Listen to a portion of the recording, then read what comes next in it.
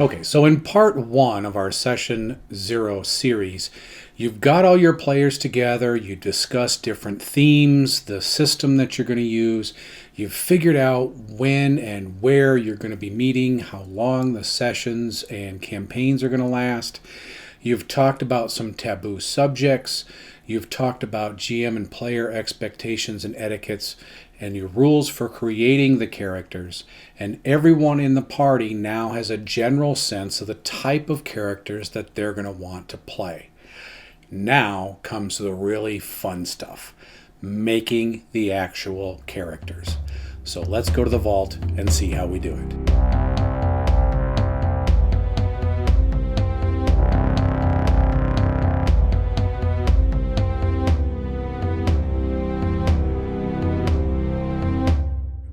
So when you're creating your characters with your players, it's best to have them all together and they can all hear what the backstory is of the character being interviewed. I've got 7 different questions, 7 major questions that I'm going to ask a player and then going to kind of riff off of them to get their actual character backstory. So joining me today on the GM's Vault is one of my players, Zoe. Hello. All right, so Zoe already has a character that's already made up, but we're going to go through as if she hasn't made a character yet. These are the kinds of questions that you're going to ask to develop a good, solid backstory, not only for the benefit of the player, but also for the GM. So the first question, Zoe, is where was your character born? All right. So my character was born in the royal palace of Jamtakur Nam in the Cathar Sodality. Okay. And most of the time, your players may or may not be able to give you an exact location of where they were born, and that's okay. With my players, I actually gave them a map and discussed the whole world because we do a homebrew session. So if she didn't know the specific name of the town that she was born in, that's perfectly fine. As the GM later on, you can go through and you can write in the town or village that would make sense for her character to be built in. So you were born in the royal palace. Are you royalty? No, I am not. Okay. So the next question is then tell me a little bit about your parents and other family members. Okay. So my father is Ferris, and he is captain of the palace guard. My mother's name is Hoya, and she is the high priestess of the Order of Justice. I have one brother. He's a couple of years younger than me, and he is basically being trained right now to eventually take over my father's position. And I also have an uncle who's a royal scribe. His name is Roki, or I call him Uncle Roki, and I spend a lot of time at the library with him studying as part of my training. Okay. And all these people are still alive, correct? None of them Yes. have passed. Okay. You mentioned that your father is the captain of the palace guard. Your mother is the high priestess at the palace. Let's see. You talked about your younger brother. What was his name again? Horace. Horace. That's right. So they're training Horace to be to take over your father's place eventually, and he's your younger brother. So he's probably is he like actually in the palace guard already, or is he just kind of being trained as a kid, like a squire kind of knight kind of relationship, or? Ooh. I would say he's in the palace guard already. Okay. And he's receiving additional training on top of that too. Okay. In our particular homebrew world, where Zoe's character comes from has a class system. And we've talked about this before, that because she's not royalty, she's like the next step down. So she's not a princess, but she's still pretty high up in the society. And then you have a name for your character already, which is Bastet. Bastet. And for the people out there, what is your race? Oh, okay, so I'm a Cathar, which means I'm sort of a cat person, essentially. Yeah. So in D&D, it's a tabaxi, it's a cat folk, basically, is what she wanted for her character. So let's move on. The third question that we will discuss is what led you to become the class that you are. So what class are you? How did you come about being a member of that class? And was there anybody in particular who taught you or inspired you to be whatever class you've chosen? All right, so I have a bit of an interesting backstory on mine. My character is actually an oracle. And the way that this came about is my character Bastet has been doing training to eventually take over my mother's position as a priestess of the Order of Justice.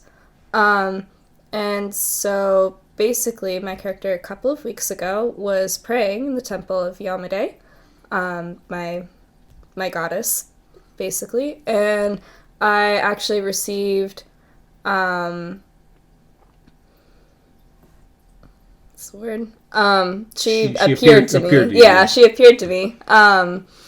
And gave me instructions that I was to seek out other followers of her and Landerslot, and that my task was to complete the task that others could not.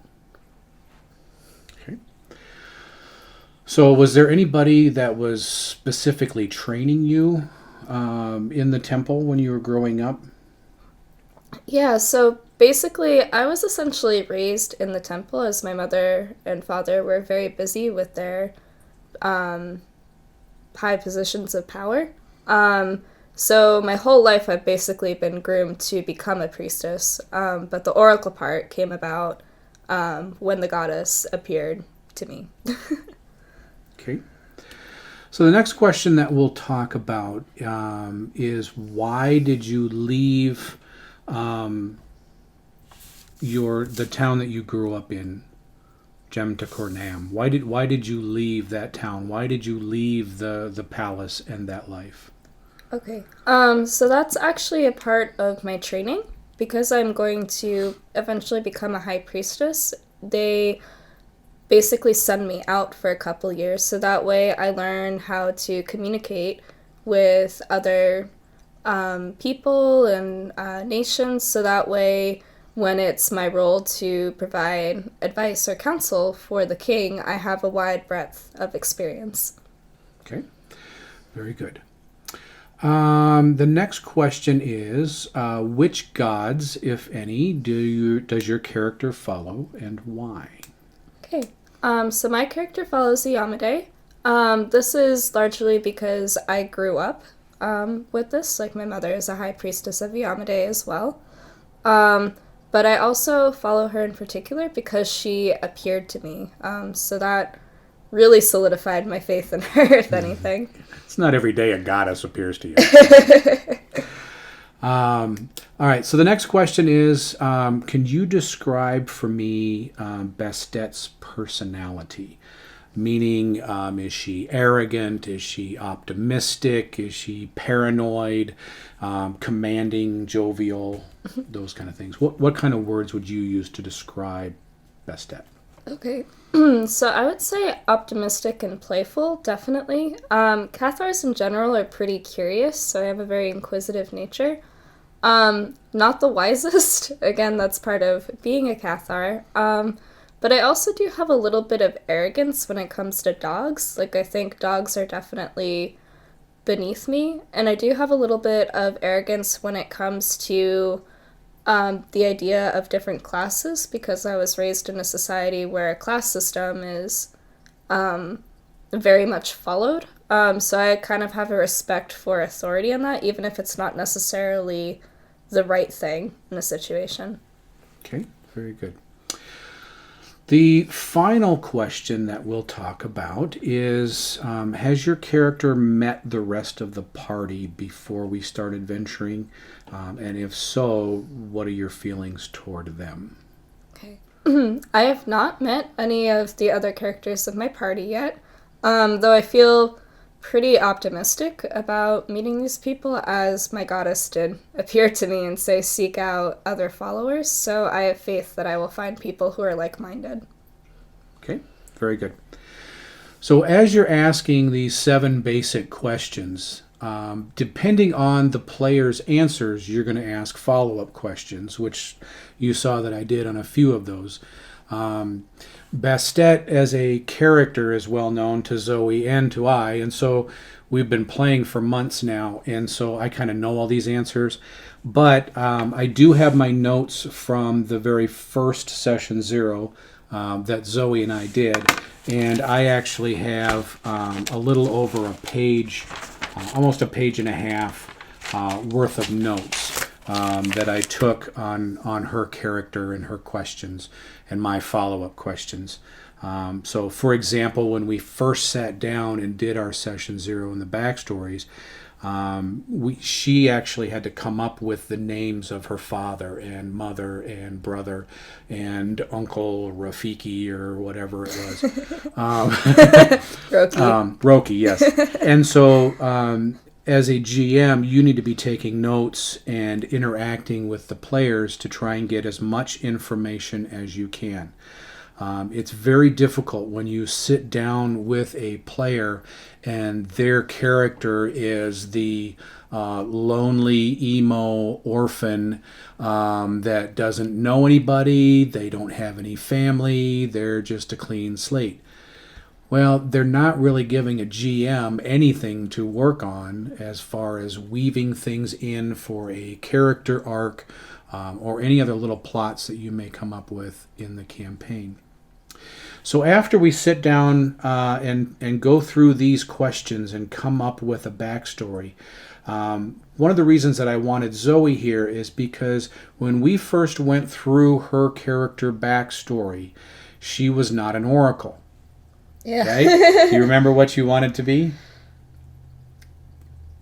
Like a monk? Is that what it was? Yeah, as a monk. And as we go through all these questions for the backstory, then you can sit down with your player and say, you know what, based on your answers of these questions, it doesn't really fit to be a monk. And the answers that you had given and you wanted to be a monk, I said, well, it sounds more like you would be a cleric or a war priest or an oracle, but probably not a monk. And so at that point, she had an opportunity to go back through the books and figure out what would work really good for this really cool backstory that she came up with, and she chose Oracle. All right, so let's just recap real quick what those 7 questions are and some possible follow-up questions that you can ask of your player. First of all, where was your character born? Again, you don't need to know a specific town or village name. You can fill that in at a later point in time, or the player can tell you the name of the village or town later on. That's perfectly fine. But where they're born at is going to be something that's going to be, it's going to be pretty important to know if your player character was from a small rural setting. Were they born in a small peasant hut in the middle of nowhere? Were they born high up in the mountains? Were they born in a very large metropolis? Those kind of things will affect how they were raised, how easy it was for their family to get resources, and those kind of things. The second question again was, who are their parents and their family members? Are they dead and alive? This is very important for a GM to focus on this question. If the player can name the character's family members, their father, their mother, any aunts or uncles, grandparents, siblings, cousins, whatever, these could be plot hooks later on down the road. Do they have any friends, school friends that they grew up with that could also come back later on in the campaign? Another thing here that I like to do, depending on how the answer goes, would be, did they have a nickname as a child? Was there something that their mother or father or an uncle or grandfather or whatever called them when they were very little? The third question, again, is what led you to become a class? Who inspired, taught, or trained you? Again, come up with a name for the person that trained them, that was their influence to become a whatever it is, a rogue or a cleric, whatever. Again, if they have problems with the names, that's perfectly fine. As you go to other players to start asking them their backstories, they can take a moment to look up fantasynamegenerator.com and come up with names for all of these people, or they can get back to you. Or they may just decide to leave it up to you to come up with whatever names you want to, and that's perfectly fine too. Question number 4, why did you leave where you grew up? This has to do with the characters' motivations. What upheaval came about in their life to cause them to start going out and adventure? Zoe gave a great example of this was all part of her training. It's kind of like she has come of age. It's her job now as the future high priestess to go out into the world and explore different cultures so that she can give better advice to the king future on down the road. So that was a good reason for her to leave where she grew up. Number 5, which gods, if any, does your character follow and why? Especially if you do focus on alignments in your game, the god or goddess that they follow can be very important. In a future video, I'm going to do these player folios that I give to all the new players, and I usually try to put the information about their god or goddess so that they have that to constantly reference during the game. It just adds more for the role-playing aspect of everything. And if you have a cleric or a paladin, something along those lines, if they are not following the way that their god wants them to act, there are consequences for that. They could lose their spell-like abilities and that kind of thing. Describe your character's personality as number 6. Again, this is more for general role-playing, how the character is going to act during gameplay. Number 7, has your character met the rest of the party? Again, this is why you want to have all of the players together when you're doing all these backstories.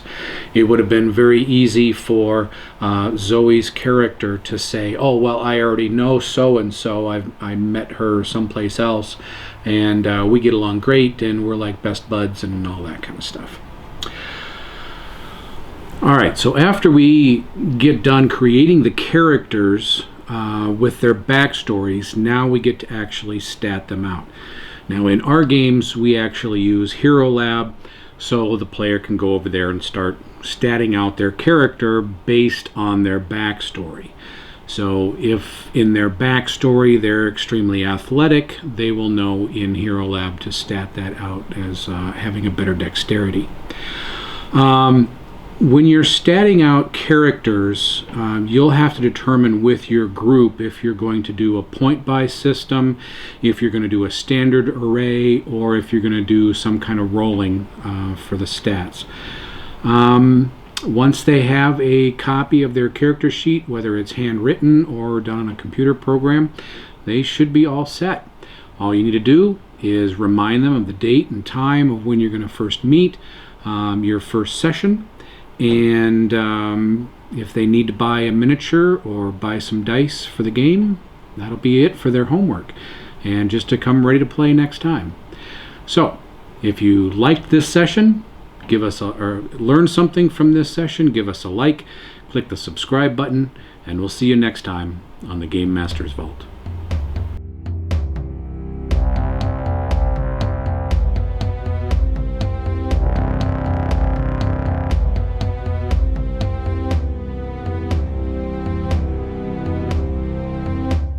So what did you think? Was it perfect? Was it a little too catty for you? Let us know in the comments below. Do it. Do it right now.